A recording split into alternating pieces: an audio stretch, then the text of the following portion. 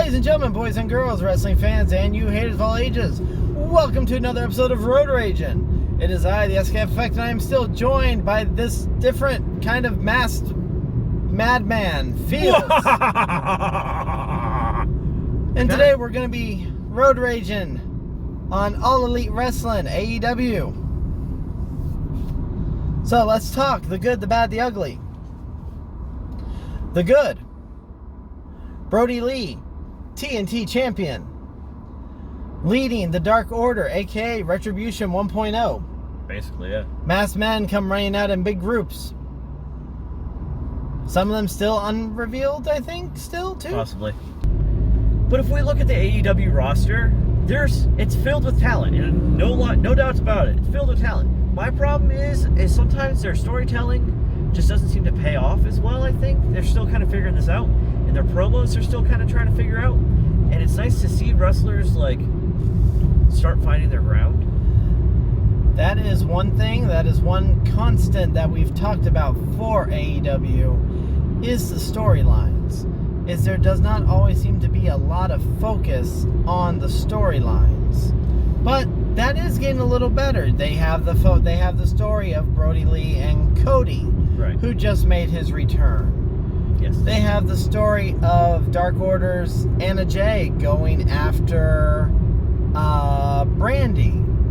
They had a good storytelling of Britt Baker and Big Swole. But the downfall is those two women feuds aren't really going towards the title. The woman's title is essentially just Hikaru Shida defending against Woman of the Week. Yeah. That's when you're watching a TV show, it's just the villain of the week. Right. Okay. Your tag team titles, the story for there is great, and now FTR is the tag team champions. I understand they've implemented the 20-minute time limit for all their matches, so if their opponents cannot defeat them in 20 minutes, it's an automatic win for them. So they're trying to be like NWA at the same time? They want old school tag team rules. Yeah, but they're all flips and no like AEW is all just acrobatic. Look at me, I'm gonna pretend I'm in the Power Rangers and just flip around. And that's what FTR is trying to change. Remember, they're no flips, just fists. Yeah, that was their thing. Hold on. So that's what we're talking about for them. And they're doing good. And it's building up because we're going to get the payoff finally of FTR and the Young Bucks. That'll be interesting. And they've done multiple stories within the tag team division. You had the long burn up of Adam Page and Kenny Omega, which they lost the titles. They've split up. There's going to be a big match between them eventually in the future. You had formerly known as LAX. I think they're Pride and Powerful, part of the Inner Circle, Santana and Ortiz versus Best Friends going. So the tag team division has not had any problems with storylines amongst most of their tag teams. The world title, they do story, but then you have Challenger of the Week. Yeah. The main story, but Challenger of the Week. But Jon Moxley's still been doing good. I'm a little disappointed MJF did not become world champion at the last pay-per-view. I feel like that would have been the good time to pull a trigger on him. Yeah. I actually just had to explain to a Facebook group that I'm in about MJF because he says I do not play Dungeons & Dragons. And a bunch of people came to D&D's defense like I do. And then people are like, what is this going on? Joe Manganiello doing a gym selfie tweeting at MJF going, I do, and yeah. And I had to explain what MJF is and what he does, and that's kind of just his gig.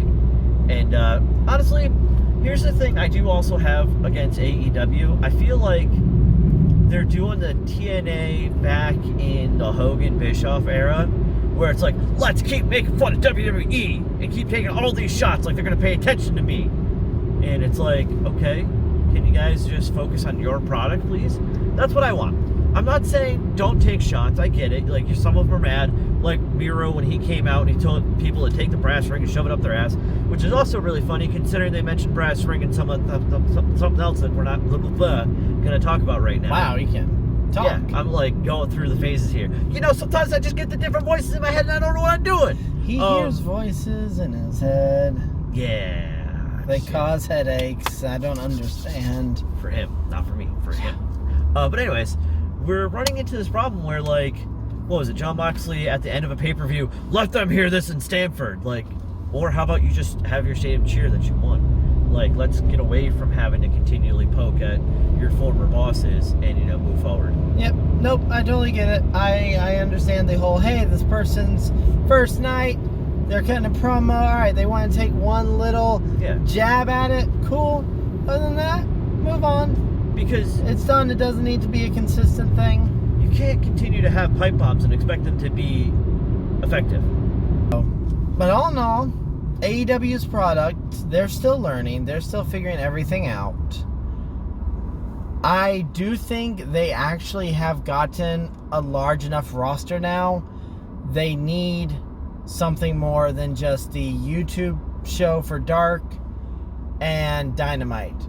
I understand last week there was something AEW like Dynamite Extra or something like that. They did like 1 hour on Tuesday. They have enough people that they need to put focus on. They need to find a way to... I remember it's under contract. It's under there that they're going to get a second show. They've got to figure out how they want to do that second show and start getting it out there. I feel like that's what a lot of the characters need. I agree. I feel like they have run into this problem that WWE has kind of figured out a little bit of. Like, they did figure it out, and then they decided not to have Paul Heyman run half the show, and then it kind of floundered again. Where we have two separate brands with two separate thinking. We have one brand doing one thing, one brand doing the other. AEW needs to kind of take that concept. It's the same thing that WCW did with Thunder. I mean, granted, it was a kind of extenuation of the shows throughout the week. But we had, like, cohesiveness. Like, we would see big matches on either show. Right. Which, one thing that's going to be AEW's problem, and much like it was for TNA back in the day, they have so many main eventers that are not just in the world title picture, but are also in the TNT title picture.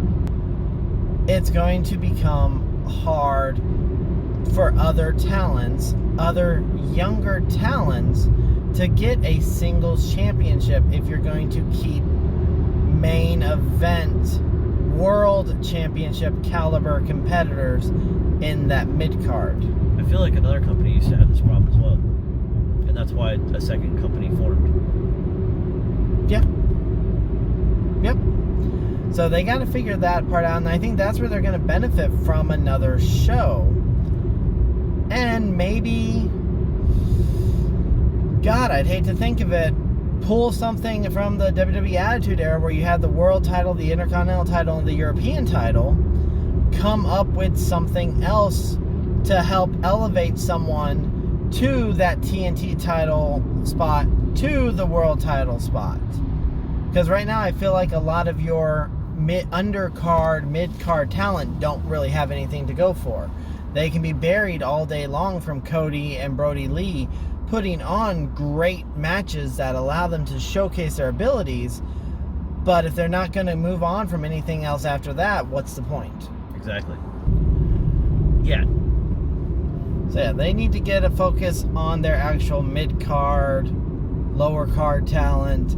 Someone's got to beat Brody Lee / Cody Rhodes, whomever is going to be the TNT champion soon, to be that new young talent that's going to beat your more established stars to actually make a star out of themselves. Like, I'm okay with Brody Lee holding the title for a while. I think he should. I think it'll give him, and he should be able to squash a bunch of people. The reason I say this is to give it some legitimacy for the title, not only for the title, and also for him. Because he was butchered in, you know, his former company. Right. I mean, last week he had the match, he defended the title against Orange Cassidy. I would have waited a month and a half, and had Orange Cassidy be one to beat him for the title. Because Orange Cassidy just came out of a feud with Jericho, getting the upper hand over him. You need to put something, give that kid the ball and see how far he's going to run with Right, but this also could lead up to Jericho wanting to feud for the TNT title. Because then he's currently out of the world title picture, I believe. Uh-huh. And it would be an interesting sidestep for him to start going after that title. Jericho has announced he and Jake Hager are going to be going for the tag team titles. Alright, never mind then. So that's where he's going right now. And I do kind of like, that's one thing I do like, is apparently they're keeping the divisions separate. Yeah. For the most part. Hey, you're going to go tag teams, you're staying out of the world title picture. Makes sense. They're not wanting to do, Jericho 2 belts again. They don't want to do that repeat just yet. We've already had this enough. So, I think that's about it for AEW. That's it. It's a good product. It's an enjoyable product. It just needs work. They have to do some fine tuning on their storytelling still. You need to polish the boots. They just, we're getting ready to hit 1 year. They have been on air for 1 year. So they're still an infant company. Yes. That still has some stuff to take care of. But all in all, it's an enjoyable alternative. Y'all need to stop focusing too much on ratings. Too much on the demographics. And too much on the Uncle Dave star meter. Yeah. Get off his nuts. So, Seriously. that's it for this episode. I have been the SKF Effect. And I've been Fields. Comment below. What have you been enjoying about AEW? What have you not been enjoying? What do you think they really need to focus on the most? Be sure to like, share, subscribe, and we'll see you here next time for another episode of Road Ragin'. Later days, y'all, and take care of yourselves.